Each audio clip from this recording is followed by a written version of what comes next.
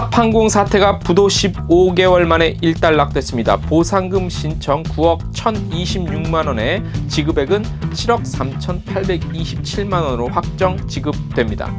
제주항공이 창립 15주년을 맞아 LCC 선도를 위한 3대 과제를 발표했습니다. 영국 관광청이 브릿 에이전트를 론칭했습니다. 여행업계 대상 전문가 프로그램입니다. 테마여행 10선, 권역별 사업관리단 공모합니다. 여행상품 개발 등 총괄 역할을 수행하게 됩니다. 홍콩 오션파크가 갈라 오브 라이트를 선보였습니다. 야간 엔터테인먼트 프로그램으로 10시까지 연장 운영됩니다. 에어서울이 LCC 최초로 기내 무료 VOD를 시작했습니다. 영화, 드라마, 예능 등 취향에 따라 선택 가능합니다. 트래블데일리 1월 23일자 뉴스 시작합니다. 여러분 안녕하십니까? 트래블데일리 1월 23일 목요일자 동영상 뉴스 시작하겠습니다. 일단 1월 24일 금요일부터 월요일까지 구정 연휴죠. 새해 복 많이 받으십시오. 예, 업계 관계자 여러분 감사드리고요. 신정 연휴는 밝았지만 구정 연휴 또 새해에도 더욱 번창하시길 바라고요. 저희 트래블데일리도 업계를 위하여 열심히 뛰겠습니다. 자, 오늘 첫 소식 시작하겠습니다. 탑항공 사태가 부도 발표한 지 15개월 만에 일단락 됐습니다. 일단락 됐다는 표현이 맞는 표현일 수도 있고 아닐 수도 있습니다. 공식적으로는 대부분의 절차가 마무리되지만 개별적으로 어떻게 또 대응을 할지에 대해서는 남아있기 때문에 저희가 일단 오늘 탑뉴스 기사 제목에는 일단락으로 표현을 좀 해드렸습니다. 자, 그동안 관련한 보상 절차를 진행해온 한국여행업협회는 1월 22일자로요. 피해 보상 수령자 953명을 대상으로 지급 절차를 진행을 했습니다. 자, 피해 보상 신청액은요, 총 9억 1,026만 236억 원인데요. 이 중에서 서울보증보험의 심사 과정을 거쳐서 최종 지급액, 그러니까 인정액입니다. 예, 보증보험에서 인정한 액수는 한 20%가량 좀 모자란 총 7억 3,827만 7,336원입니다. 자, 이 중에서 개별로 보상받는 최고 금액은요, 900만 원 정도를 신청을 했는데 실제 수령액은 889만 원 정도를 수령받는 곳이 한 군데 있고요. 그동안의 절차 내용을 살펴보면요, 여행 피해 신고 접수가 한국여행업협회를 통해 이루어졌죠. 그리고 제출 서류 보완 요청했고 검토 보완, 그 다음에 보험회사에 카타가 대표성을 갖고 보상을 청구했습니다. 그리고 보험회사에서 심사를 해서 보험회사 지급액 결정 및 카타의 지급액을 지불하고 카타에서 이제 그 피해 신고인들에게 개별적으로 이제 지급을 22일 날 한 거죠. 이 중에서 최초에 보고한 계좌번호가 좀 달랐거나 틀렸거나 변동이 됐던 부분은 좀 더 절차가 좀 필요해서 며칠 정도 필요하다고 하네요. 자, 이로써 대부분의 보상 절차가 마무리됐고요. 지급액, 그러니까 인정액에 대한 불인정, 그러니까 나는 이 금액을 인정할 수 없다라고 하시는 단체나 법인이나 개인들은 개별적으로 소송 절차를 좀 진행할 수 있습니다. 이런 절차는 이제 각 개별적으로 남았으니까 일단 한국여행업협회에서 공식적으로 할 일은 모두 끝난 거라고 볼 수 있습니다.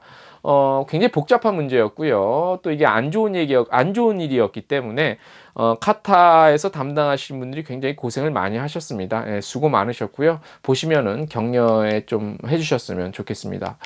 자, 오늘 두 번째 소식, 제주항공이 창립 15주년을 맞았습니다. 그래서 관련한 기념식도 열고요.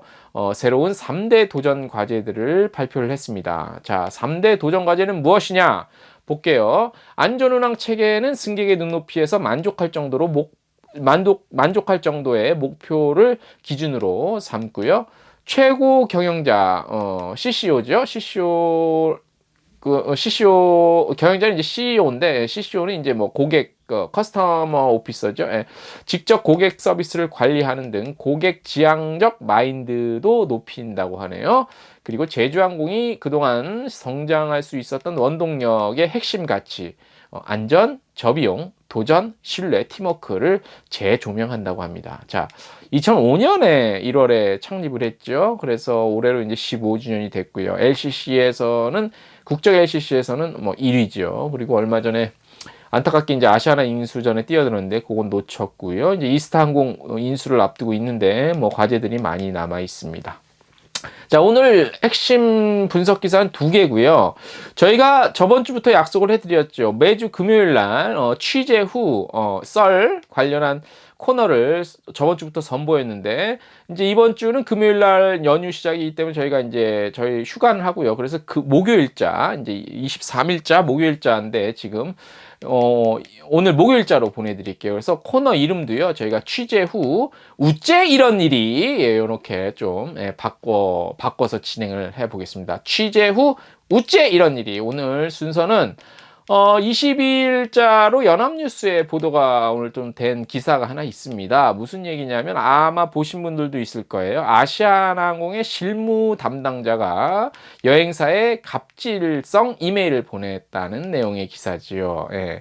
얘기인 즉슨 아시아나항공의 중국 노선 담당자 A씨, 뭐 저희가 이 기사 보고 보충 취재해 보니까 A씨는 이제 직급은 대리 정도 된다고 하는데 꽤 유명하시고 좀 파워가 있는 분이라는 뭐 소문이 들립니다. 최근 대형 여행사 6곳의 중국 패키지 여행 담당자에게 경쟁사인 대한항공의 중국 난징 스터디 투어에 사실상 참석하지 말라고 강요하는 내용의 이메일을 보냈다네요. 예. 팩트입니다. 보내긴 보냈습니다. 자, 이메일에는요, 대한항공의 스터디 투어를 참석할 경우 아시아나항공 고객사 탈퇴로 간주하고 향후 어떤 특가와 그 다음에 맞춤형 프로모션 지원을 안 해주겠다. 뭐 이런 내용이 담긴 이메일을 보냈대요. 그래서 요 아시아나항공의 A씨는 이메일에서 아시아나항공의 주력 판매 패키지 여행사 팀장들이 현명하게 판단할 것으로 믿는다고 했다고 하네요. 이에 앞서서 대한항공이 이제 중국 난징 노선을 활성화하는 차원에서 다음 달 중순에 이제 주요 여행사 중국 노선 담당자들을 대상으로 스터디 투어가 아마 계획이 돼 있었던 것 같아요. 현재 이제 아시아나항공은 인천 난징 주 7회, 대한항공은 같은 노선 주 4회 운항이지요. 뭐 경쟁사니까. 자, A씨의 이메일을 받은 여행사 측에서는 대형 항공사의 갑질이라는 불만이 제기되기도 했다는 내용의 보도입니다. 이 같은 사실이 알려지자 A씨가 속한 해당 부서의 부서장 등이 서둘러서 이메일을 받은 여행사에 일일이 전화해서 사과를 했다고 합니다. 이에 대해 아시아나항공 관계자는 담당 직원이 일에 대한 의혹이 앞선 탓에 이메일에서 다소 과하게 표현한 것이라며 여행사를 상대로 갑질을 하거나 한 것은 전혀 아니라고 해명을 했다는 얘기입니다. 예, 어떻게 생각하십니까? 예. 자, 일단 뉴스는 연합뉴스에서 이 보도는 나올 수는 있다고 봐요. 있다고 보는데, 저는 개인적으로 이제 업계에서 전문적으로 이제 뉴스를 다루고 기사를 다루다 보는데, 저희 트래블데일리의 개인적인 얘기입니다만, 이번 사건은 조금, 글쎄, 아시아나항공의 갑질까지, 요즘에는 뭐만 하면 갑질이에요. 예, 근데 갑질이라는 표현이 맞을까에 대한 의문을 한번 제기를 해 봅니다. 왜냐하면, 아시아나항공의 중국 당담자가 우리나라 현존하는 그 대형 여행사 6곳이면 대략 굳이 언급을 안 해도 대형 여행사 어딘지 대략 나오는데 거기에 대해서 갑질? 글쎄요. 요즘에 아시아나항공이 힘이 많이 빠졌죠. 항공사가 갑을 관계에서 갑이긴 하지만 글쎄요. 대형 여행사를 좌지우지할 만큼의 파워 거기다가 현재 아시아나항공의 어떤 힘 이런 것들로 봤을 때 과연 갑질이라는 표현이 맞냐에 대해서는 조금 수위 조절은 좀 필요하지 않을까라는 생각이 들고요. 그리고 또 하나 글쎄요, 대한항공의 스터디 투어를 아시아나항공이 이런 식으로 방해 아닌 방해를 한다는 거 자체가 업계의 어떤 서열, 항공사에서도 서열이라는 표현이 어떨지 모르겠지만 순위, 나름대로 파워, 이런 걸로 봤을 때, 견제 정도는 될 수 있겠지만, 협박성, 그 다음에 갑질, 협박성이라는 표현은 좀 과하지 않나라는 생각이 들고요. 그리고 과연 이것이 해당 여행사와 아시아나항공만 얽혀 있겠느냐?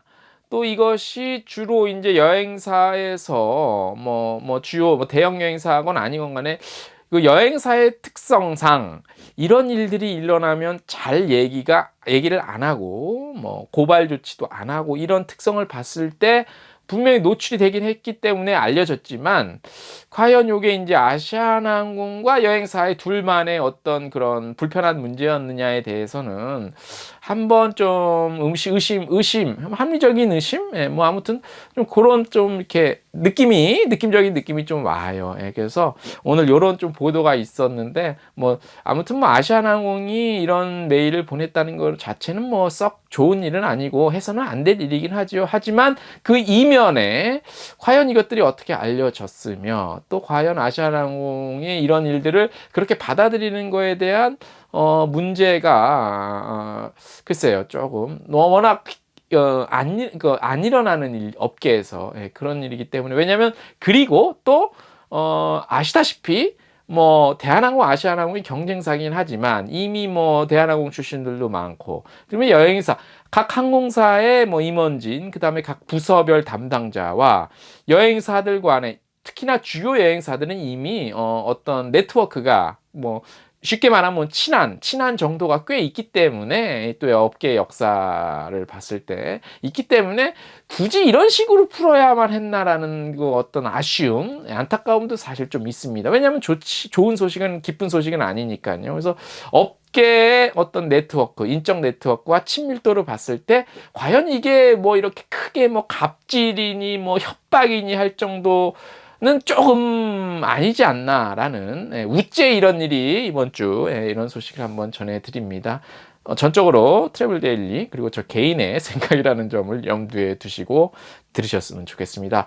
연휴 시작입니다. 여러분들 맛있는 음식 많이 드시고 푹 쉬시고요. 다음 주부터는 이제 연휴 끝나면 본격적으로 2020년 여행업계도 활발히 돌아갈 것 같습니다. 지금 중국 폐렴 때문에 좀 걱정되긴 하는데 자, 힘을 내서 한번 푹 쉬시고요. 다음 주 트래블 데일리도 좋은 소식으로 찾아오겠습니다. 자, 오늘 순서 여기까지입니다.